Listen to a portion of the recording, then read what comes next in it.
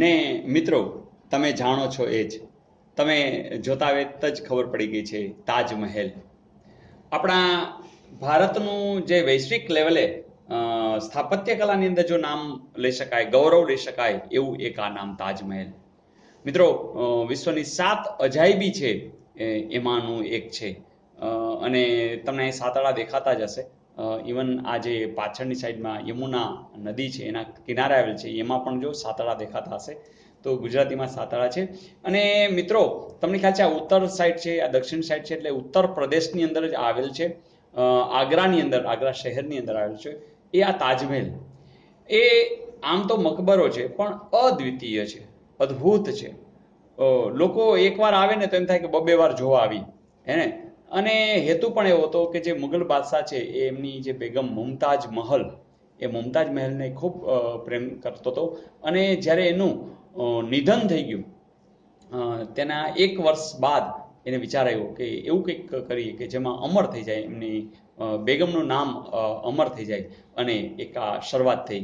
મિત્રો, અહીંયા તમે જોતા હશો કે મુગલ બાદશાહ આ શાહજહાં એ આ જે આ અદ્ભુત બાંધકામ કરાવ્યું, 2 નમૂન આ જે મકબરો તૈયાર કર્યો, એની અંદર ઘણા બધાને રોક્યા હતા.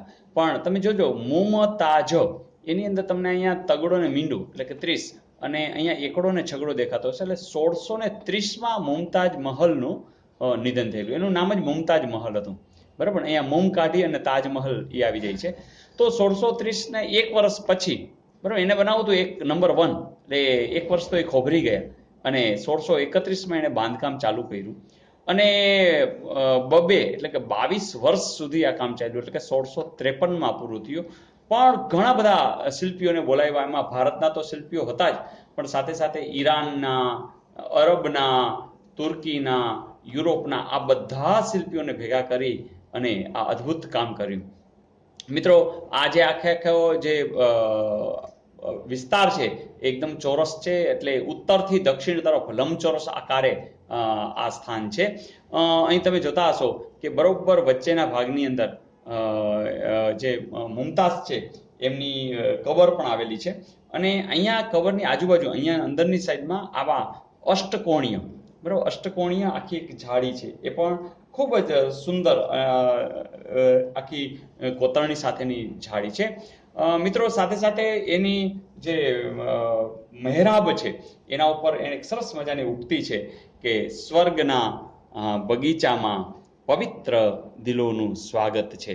તો સ્વર્ગના બગીચામાં પવિત્ર દિલોનું સ્વાગત છે, સુંદર વાક્ય એ ક્યાં છે?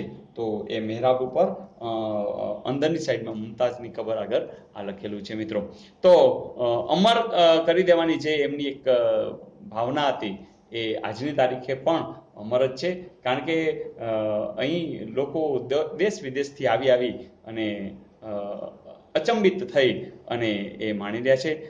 તમને લોકોને પણ ખ્યાલ હશે, ટીવીમાં પણ જોતા હશો, તમે લોકો ખુદ પણ જઈ આવ્યા હશો એકવાર આ જોવા જેવી જગ્યા એટલે તાજમહેલ. ઓકે મિત્રો, તમને બરાબર યાદ આવી ગયું છે. આપણે જરા મસ્ત ક્વેશ્ચન કરી લઈએ કે તાજમહેલ આવ્યું છે કઈ જગ્યાએ? તો રાજ્ય છે ઉત્તર પ્રદેશ, એનું આગ્રા. અચ્છા, એનો જે આકાર છે એ કેવો આકાર છે? લંબચોરસમાં. ક્યાંથી ક્યાં સુધી? તો ઉત્તરથી દક્ષિણ સુધી. તો કોણે બનાવેલું હતું? તો કે મુગલ બાદશાહ શાહજહાં. કોની યાદમાં? તો બેગમ મુમતાજ મહલની. એ મુમતાજ મહેલનું નિધન ક્યારે થયેલું? 1630માં. તાજમહેલ બનવાની શરૂઆત ક્યારે થઈ? 1631માં. આ કેટલો સમય કામ ચાલ્યું? 22 વર્ષ. એ કામ ક્યારે પૂરું થયું? 1653ની અંદર. એની મહેરાબ ઉપર ત્યાં શું લખેલું છે? તો સુંદર મજાનું વાક્ય છે, સ્વર્ગના બગીચામાં પવિત્ર દિલોનું સ્વાગત છે. ઓકે. અને આ જે છે એની અંદર શિલ્પીઓ કોણ કોણ હતા? તો ક્યાં ક્યાં દેશના હતા? તો ભારતના તો હતા જ, પણ સાથે સાથે ઈરાની, અરબી, તુર્કી, યુરોપીય. મિત્રો, આ યમુના નદીના કિનારે આ સુંદર મજાનું આગ્રામાં આવેલું આ તાજમહેલ એટલે ખરેખર તાજમહેલ. તો મજા આવી મિત્રો?